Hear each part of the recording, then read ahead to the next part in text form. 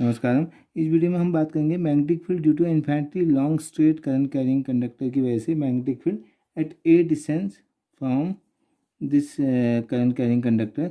और इस पॉइंट पर हमें मैग्नेटिक फील्ड निकालना है। जो ए डिस्टेंस है, जो परपेंडिकुलर वो डिस्टेंस है, वो ए है। इस पी पॉइंट पर हमें मैग्नेटिक फील्ड निकालना है। इसमें करंट फ्लो हो रही है, मान लो आई। तो आई करंट फ्लो हो रही है, तो इसका एक छोटा सा एलिमेंट ले लिया हमने, इसको हमने बोल दिया डी एल। तो करंट एलिमेंट है हमारे पास डी एल। इस करंट एलिमेंट आई की वजह से इसको करंट एलिमेंट बोल दिया। और हमें पता है कि करंट एलिमेंट से लेके जहाँ पर हमें मैग्नेटिक फील्ड निकालना है उस डिस्टेंस को ही हम क्या बोलते हैं, आर। ये हमारा आर है। और angle between current element and the r is called theta.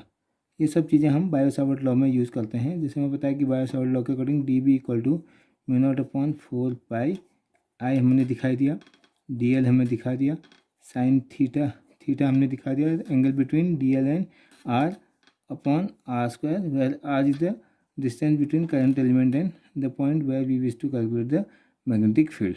तो ये सब चीज़ें हमें पता है। अब इसमें थोड़ा सा कंस्ट्रक्शन करके हम इस फॉर्मूले को थोड़ा सिंप्लीफाई वो करते हैं। तो हमने सबसे पहले क्या किया, एक और एंगल इसमें वो एज्यूम कर लिया। मान लो ये एंगल हमारे पास फाई है। तो अब इस ट्रायंगल में इसका थोड़ा नॉमेनक्लेचर ले लेते हैं, ए से बी। तो ट्रायंगल पी ए बी लिया, पी ए बी। इस ट्रायंगल में देखें एल अपॉन ए, तो टेन थीटा इक्वल टू हमारे पास है एल अपॉन ए, परपेंडिकुलर अपॉन बेस। इस एंगल के लिए परपेंडिकुलर है। तो यहाँ से हमारे पास आ गया l equal to a tan theta. ऐसा क्यों करा हमने, क्योंकि हमें डी एल चाहिए। तो डी एल के लिए हमें एल चाहिए होगा पहले। तो हम इसको डिफ्रेंशिएट कर देते हैं with respect to phi, theta ना होके फाई, हाँ ध्यान रखिएगा, फाई। तो d l equal to a tan phi का डिफ्रेंशिएशन होगा sec square phi D phi. तो एक इक्वेशन हमें पता चल गई, इसकी वैल्यू हम यहाँ सब्स्टिट्यूट करेंगे। इसके अलावा हमारे पास इसमें है साइन थीटा। इसी ट्रायंगल में हम देख सकते हैं ट्रायंगल पी बी ए, ट्रायंगल पी बी ए। इस ट्रायंगल में देखेंगे तो साइन थीटा की वैल्यू हमें पता है, साइन थीटा इक्वल टू इस थीटा एंगल ये है perpendicular upon hypotenuse a upon r. दो चीज़ें हमें पता चल गई। और इसके अलावा हमें एक और इन्फॉर्मेशन चाहिए आर के लिए, क्योंकि आर की वैल्यू हम सॉल्व करेंगे इन टर्म्स ऑफ फाई। तो क्या, तो ये क्यों करें, हम कोशिश करें कि हर एक चीज़ हमारी एक ही वेरिएबल में आ जाए। साइन थीटा हमारा हट जाएगा, डी एल हमारा फाई के टर्म्स में आ जाएगा, और डी फाई भी है तो हमारा आर भी फाई के टर्म्स में निकाल लेते हैं। तो एक और एजम्पशन कर लेते हैं इसी फाई वाले एंगल से, A upon R base upon hypotenuse in terms of phi क्या हो जाएगा, ट्रायंगल सेम यही ट्रायंगल में ट्रायंगल बी पी ए करें, बी पी ए वाले में इससे हमें क्या पता चला, कॉस फाई इक्वल टू क्या आ जाएगा, ए अपॉन आर। इसी को लिख सकते हैं R equal to A sec phi. इन तीनों इन्फॉर्मेशन को हम बायो-सावर्ट लॉ में फीड करते हैं। उसके अकॉर्डिंग देखते हैं कि क्या क्या चेंजेज आते हैं। तो अगर we substitute this 1 2 3 in Biot Savart law, what we will get, d B equal to हमें क्या पता चलेगा, म्यू नॉट अपॉन 4 पाई तो अपनी जगह पे है, और आई डी एल भी फिलहाल ऐसे देता हूँ। साइन थीटा की वैल्यू सब्स्टिट्यूट करता हूँ ए अपॉन आर, तो ऑलरेडी आर है तो आर क्यूब हो जाएगा। अब इसमें डी एल की वैल्यू भी सब्स्टिट्यूट कर देते हैं। तो हमें क्या पता चलेगा, mu naught upon 4 pi d B equal to है आई अपनी जगह पे है, डी एल हमारे पास आ गया था A sec square phi D phi.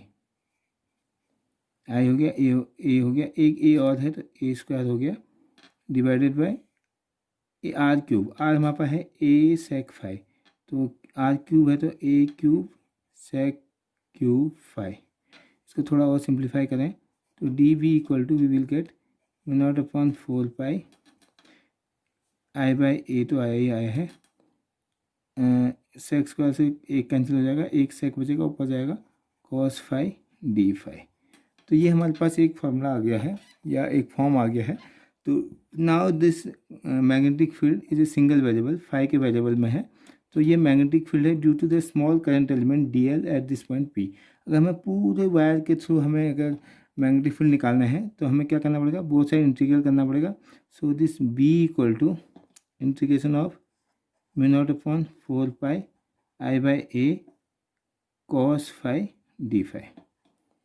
अब हमें इंटीग्रेशन करना है तो कहाँ से कहाँ तक, हमारा वायर है इन्फाइनेटली लॉन्ग वायर, उसकी हम बाद में बात करेंगे इन्फाइनाइट क्या आएगा। तब तक हम ये मान के चलते हैं, ये मान लो ये डिस्टेंस कितनी है, इसको हमने बोल दिया फाई 1 डाउनवर्ड डायरेक्शन में, और ये क्या है ऊपर की ओर मान लो फाई 2 है।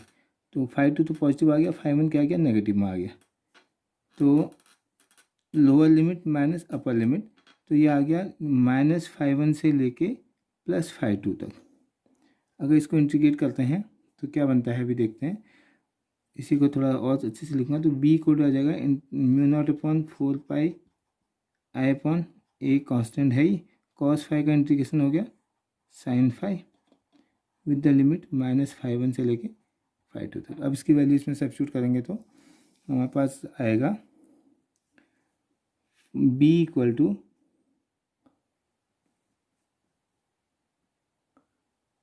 इसके वैल्यू इसमें सब्स्टिट्यूट करेंगे तो हमें पता चला बी इक्वल टू आ गया mu naught upon 4 pi I upon A sine phi 2 minus sine minus phi 1। इसको जब सब्स्टिट्यूट सॉल्व करेंगे तो B equal to we will get mu naught upon 4 pi I upon A sine phi 2 plus sine phi 1।